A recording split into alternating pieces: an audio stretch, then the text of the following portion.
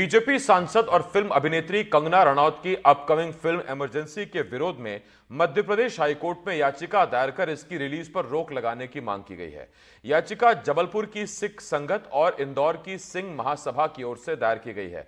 इस याचिका पर 2 सितंबर 2024 को सुनवाई होगी। अधिवक्ता नरिंदर पाल सिंह रूपराह ने बताया कि याचिका में अभिनेत्री कंगना रनौत के अलावा भारत सरकार, सेंसर बोर्ड, फेसबुक, इंस्टाग्राम और यूट्यूब को भी पक्षकार बनाया गया है। याचिका में इस तथ्य का उल्लेख किया गया है कि इमरजेंसी फिल्म की रिलीज से पहले देश भर में सिख समुदाय आक्रोशित है।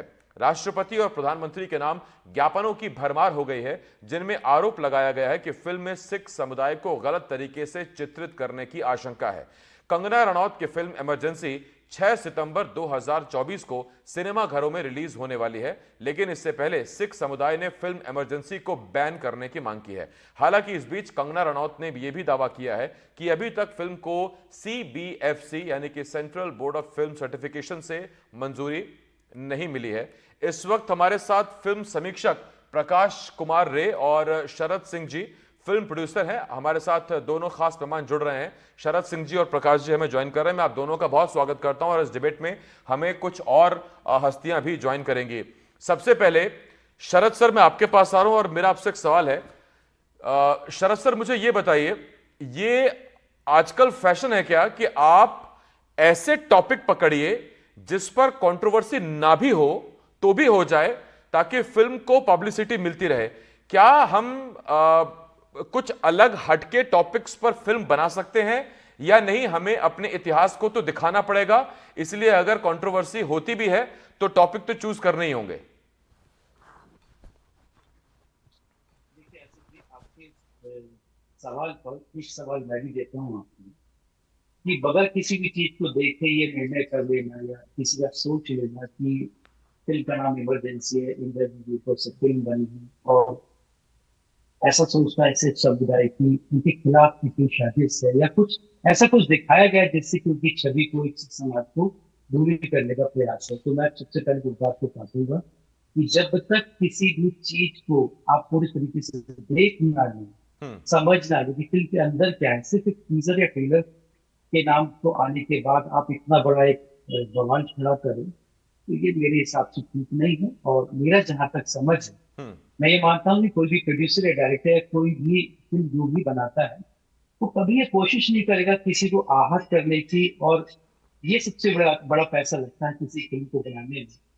वो कभी उसकी सोच ये नहीं हुई कि बनने के पहले चीजें बैन।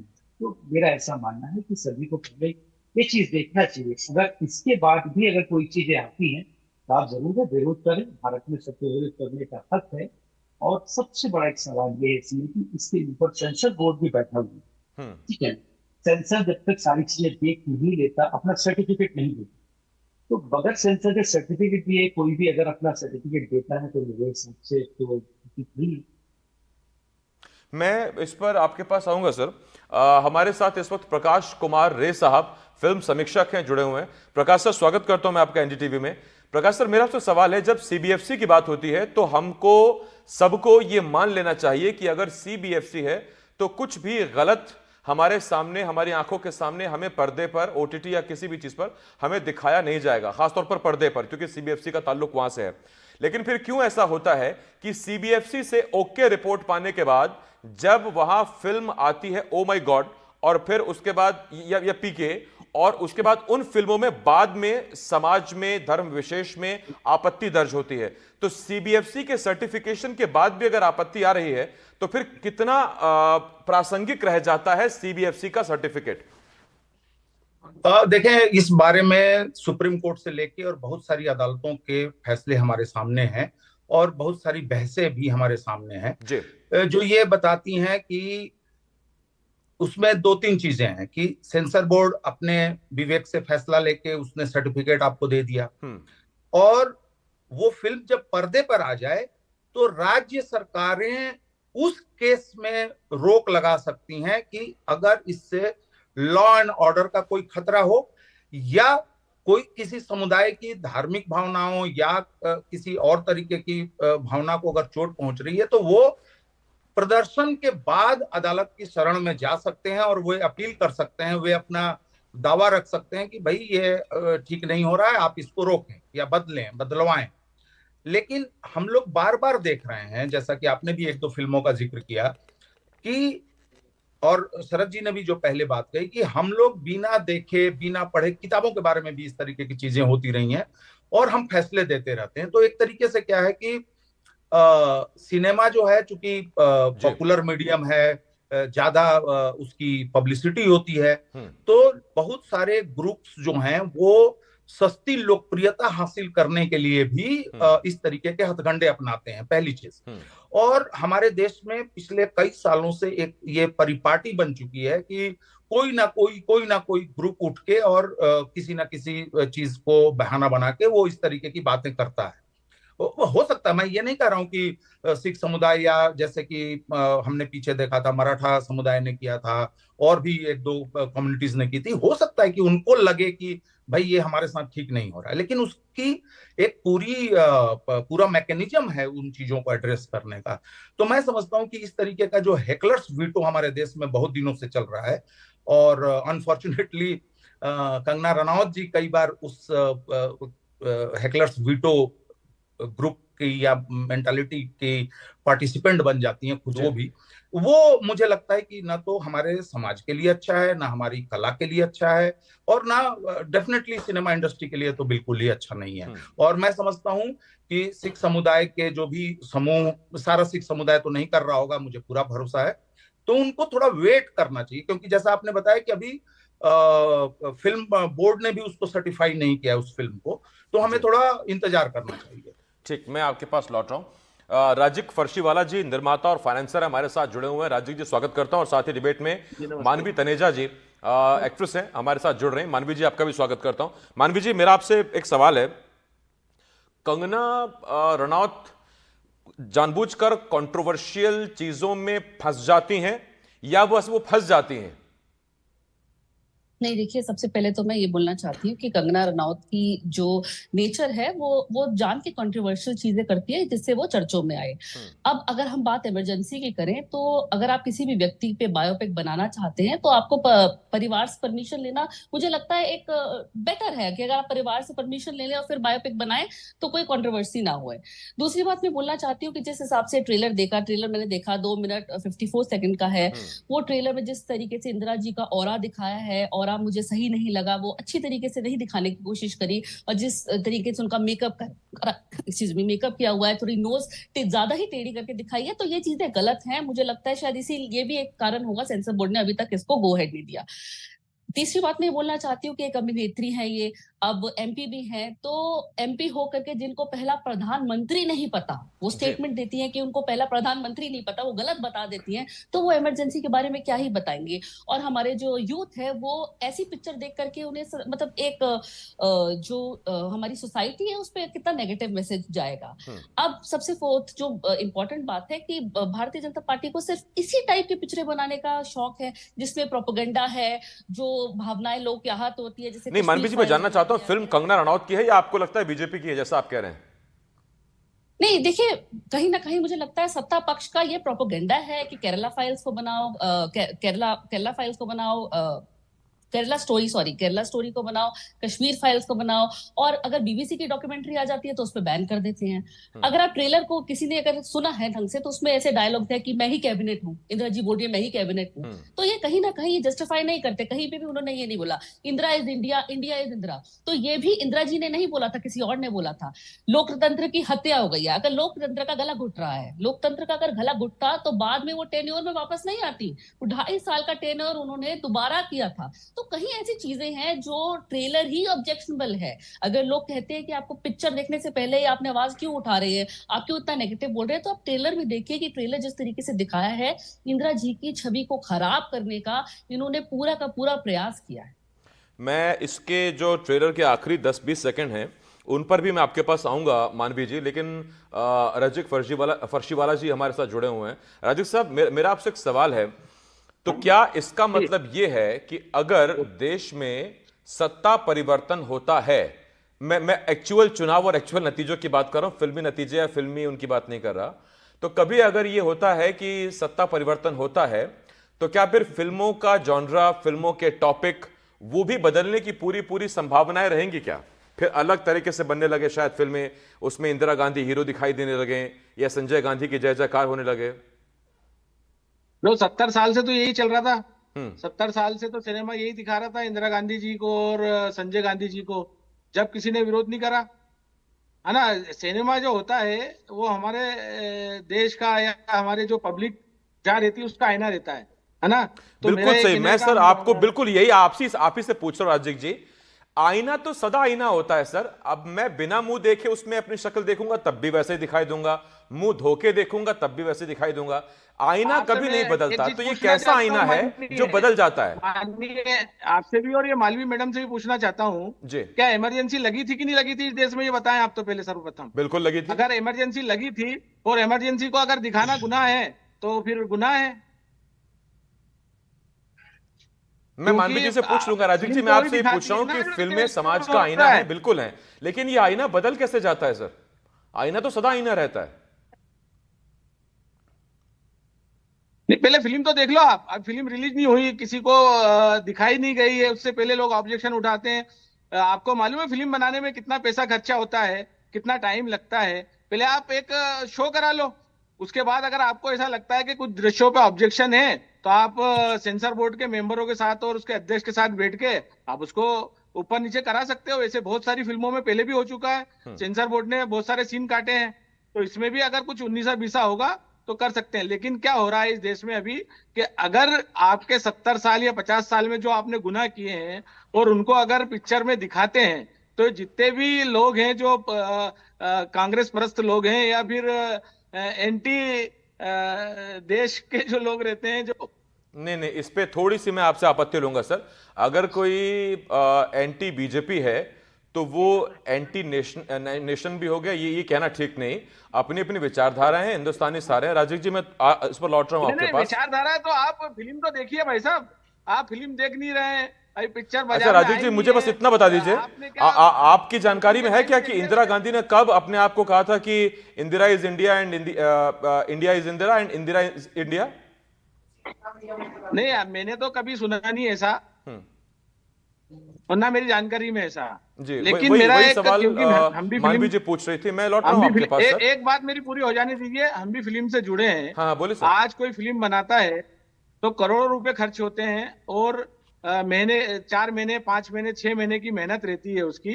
हमेशा लगता है, तो मेरा सभी से देशवासियों से भी निवेदन है जो विरोध कर रहे हैं, हमारी जो एक विशेष कम्युनिटी, उनसे भी निवेदन है कि हम प्रधानमंत्री और देश के गृह मंत्री के माध्यम से एक शो करा लें और जिन दृश्यों पे हमें आपत्ति है वो कटवा लें और फिल्म को रिलीज किया जाए और सब देखें उसको। ठीक, ये आपका अच्छा सुझाव है। मैं लौट रहा हूं इस पर आपका। प्रकाश सर, एक सवाल है मेरा। देखिए, जब बार बार राजीव जी कह रहे हैं कि करोड़ों रुपए खर्च होते हैं, बिल्कुल खर्च होते हैं। आप फिल्म समीक्षक हैं, आप बेहतर जानते हैं प्रकाश सर। मैं आपसे पूछता हूं, जब करोड़ों रुपए खर्च होते हैं तो क्या हमारे देश में महानुभाव खत्म हो गए क्या? एक से एक बढ़ के इस माटी ने सपूत दिए हैं, इस माटी ने वीरांगनाएं दी हैं, उन पर फिल्में बननी क्यों बंद हो गई हैं? या हमारे पास वो सपूत खत्म हो गए?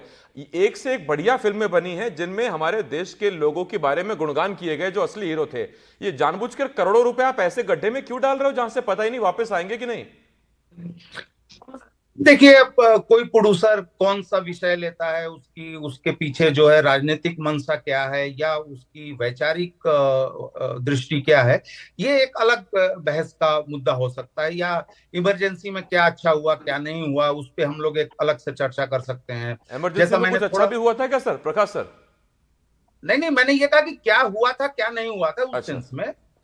और आप अगर इमरजेंसी में अगर कुछ चीजें नहीं अच्छी हुई होती तो आपको ये भी ध्यान में आना चाहिए कि साउथ इंडिया से कांग्रेस को भारी बहुमत मिला था उसी चुनाव में, जिस चुनाव में उत्तर भारत में और पश्चिम भारत में जनता पार्टी की बड़ी जीत हुई थी।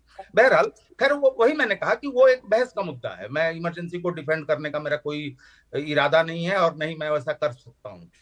पॉइंट यहाँ पर यह है, या फिर कंगना रनौत के बारे में ये बहस नहीं है, क्योंकि कंगना रनौत के बारे में जब हम बात करेंगे, जैसे मैं उनकी कुछ फिल्मों को लेके कह सकता हूँ कि वो एक अच्छी अभिनेत्री हैं, मैं उनकी कुछ फिल्मों को लेके कह सकता हूँ कि वो उतनी अच्छी अभिनेत्री नहीं है। मैं उनके बहुत सारे उद्गारों को लेके कह सकता हूँ कि वो बेमतलब निरर्थक बात कह रही हैं और शायद चर्चा में बने रहने के लिए कर रही हैं। हम उस तरीके की बातें कर सकते हैं। सिनेमा करोड़ों में बनता है और हम सब लोग सिनेमा के आशिक हैं। इस देश में 3 चीजों के बारे में कहा जाता है, क्रिकेट, पॉलिटिक्स और सिनेमा। हर व्यक्ति उसमें इंटरेस्टेड होता है। लेकिन पॉइंट यहां पर यह है कि मैं कह रहा हूं कि अगर आप अमेरिकन फिल्मों को देखें जहां पे अभिव्यक्ति की स्वतंत्रता थोड़ी सी ज्यादा है, जैसे कि अभी अभी मान लीजिए अनुभव सिन्हा की फिल्म आई है IC-814, उसमें कैरेक्टर्स के नाम भी, मंत्रियों के नाम भी सही नहीं रखे गए हैं, मतलब जो असल मंत्री थे या अधिकारी थे। लेकिन आप अगर अमेरिकी या यूरोपियन फिल्मों की बात करें तो उसमें राष्ट्रपतियों और मंत्रियों और CIA के प्रमुखों या सेनाध्यक्षों के नाम लिए जाते हैं, और भी जो कैरेक्टर्स होते हैं। तो हमारी अपनी एक सेंसर बोर्ड की या एक सोशल बहुत तरीके के कॉन्स्टेंट्स हैं, जैसे कि सेंसर बोर्ड में एक क्लॉज में ये लिखा हुआ है कि आप ऐसी फिल्में नहीं बनाएंगे या इस तरीके के इंडिकेशन नहीं देंगे कि जिससे कि पड़ोसी देशों के साथ हमारे संबंध खराब हो जाएं। आप पाकिस्तान को रियली गाली देके इस देश में सेंसर बोर्ड से आप अपनी फिल्म पास नहीं करा सकते हैं, क्योंकि क्लॉज है। मेरा सिंपल ये मानना है कि फिल्म मेकर क्या बनाता है ये उसकी स्वतंत्रता होनी चाहिए, हमें उसको उसकी छूट देनी चाहिए, ये एक बात है। दूसरी बात यह है कि हमारे पास एक व्यवस्था है सेंसर बोर्ड की। सेंसर बोर्ड उसको नाप जोख के उसको पास करेगा, कट लगाएगा, एडल्ट सर्टिफिकेट देगा या जो भी देगा। फिर जब वो सिनेमा के पर्दे पर वो चीज आएगी तो फिर मैं जज करूंगा कि भाई आप तो ये गलत बता रहे हो।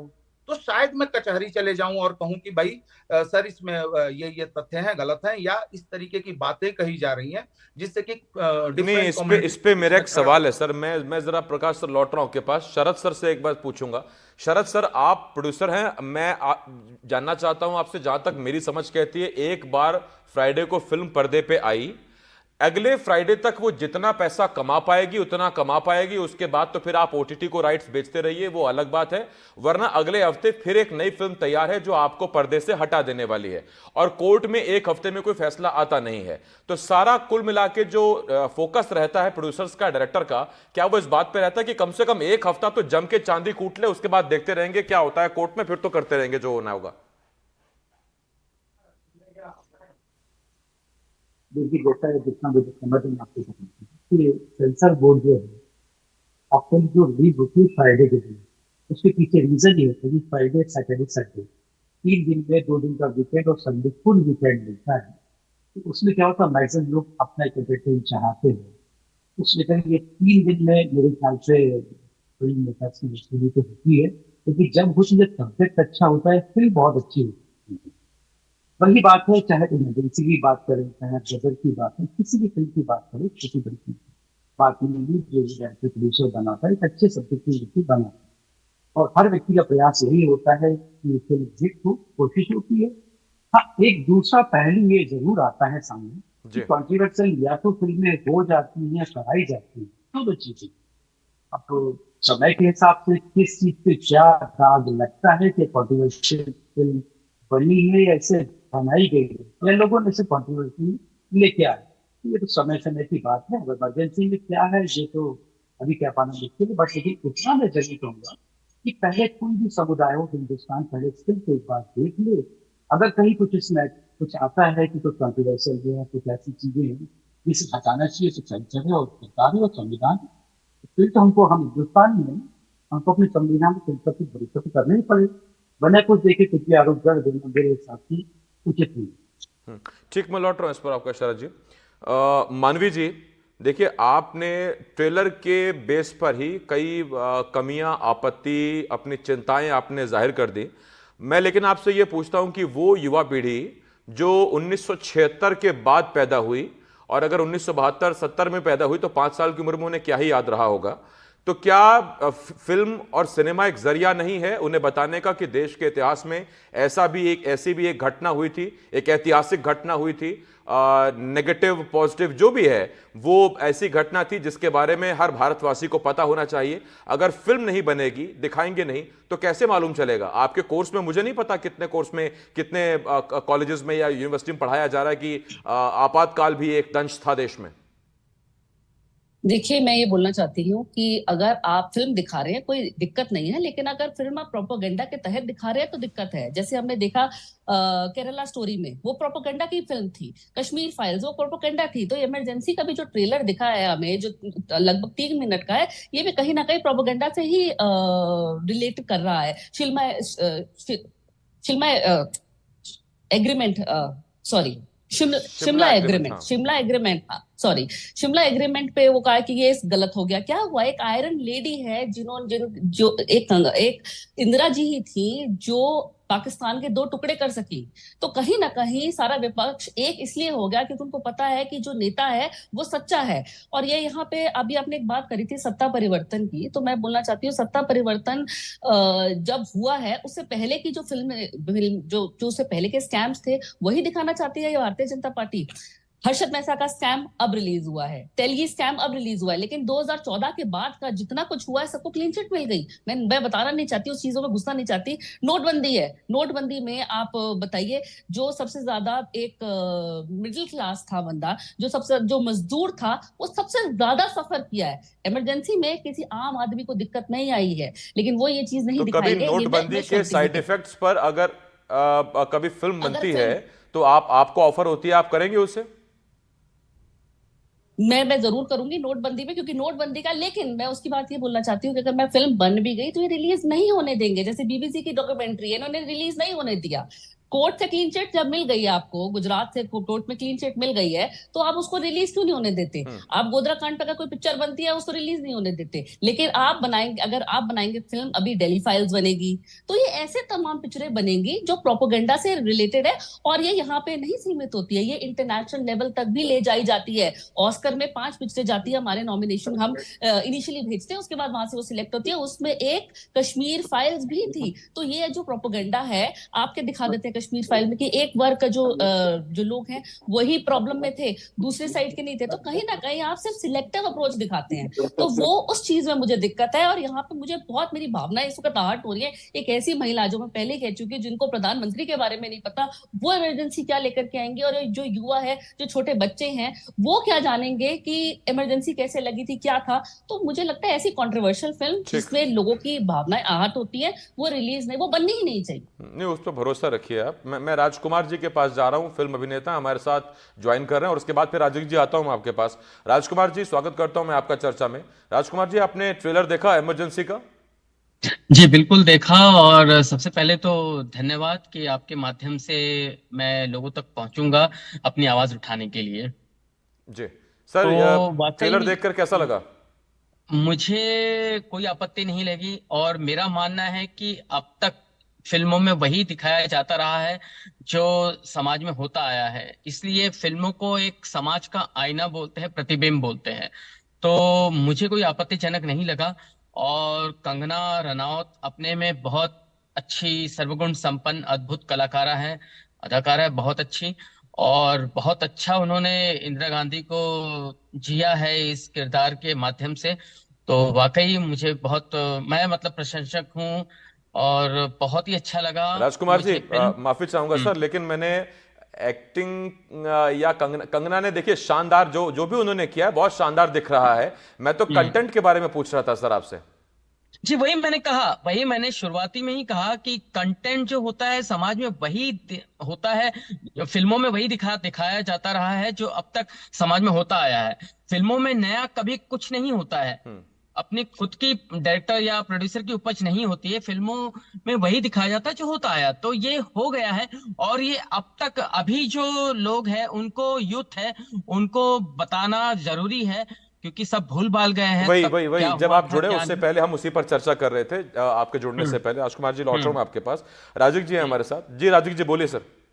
आसिफ जी, मेरे को ऐसा लगता है कि मानवी तनेजा जी का जो है कोई पर्सनल विवाद कंगना रनौत जी से है, क्योंकि वो, उनको फिल्म से कोई दिक्कत नहीं है। जो भी उनका मैंने सुना है, वो ओवरऑल कंगना रनौत जी को कुछ ना कुछ बोल रही है। मेरा ये निवेदन है कि तन्वी जी के, अगर मानवी जी, सॉरी, मानवी जी, आज वो लोकसभा की मेंबर हैं, तो लोगों ने उनको वोट देके जिताया होगा जब भी लोकसभा में गए। और इंसान है, इंसान भूल जाता है, उसको कभी प्रधानमंत्री का नाम याद भी नहीं रहा। तो हम एक बात को पकड़ नहीं सकते, और उस बात को पकड़ के हम इमरजेंसी फिल्म का विरोध नहीं कर सकते हैं।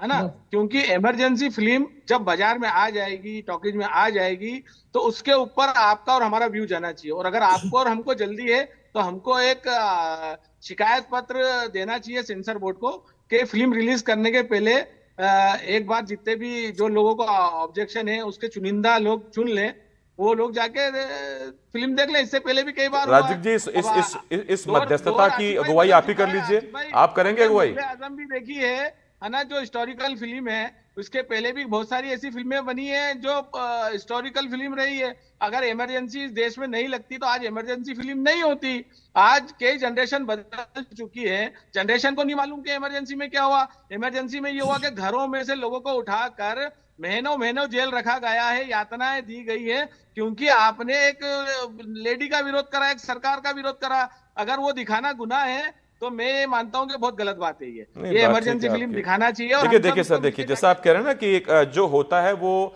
फिल्मों में दिखाया जाए, बढ़िया है। मैं भी जब ये डिबेट कर रहा हूं तो मेरी भी यही राय थी कि फिल्म जगत के तमाम अलग अलग लोगों से उनकी राय पूछी जाए, सबकी एक राय बने। और एक राय ये है कि अगर इस फिल्म को रिलीज करने से पहले इसकी एक स्क्रीनिंग उन लोगों के साथ हो जाए जिनको इसमें आपत्ति है, जो पक्षकार बनना चाहते हैं, तो उसमें कोई हर्ज नहीं है। बाकी कंगना रनौत जाने, सीबीएफसी जाने, और बाकी अगर कोर्ट ये मसला पहुंचता है फिर कोर्ट इस मसले को देखेगा। बाकी आप हमारे साथ जुड़े, आप सबने अपनी अपनी बातें रखी। मैं बहुत धन्यवाद करना चाहता हूं आप सभी का, प्रकाश जी, शरद जी, राजिक सर, इसके अलावा मानवी जी और राजकुमार जी, बहुत शुक्रिया।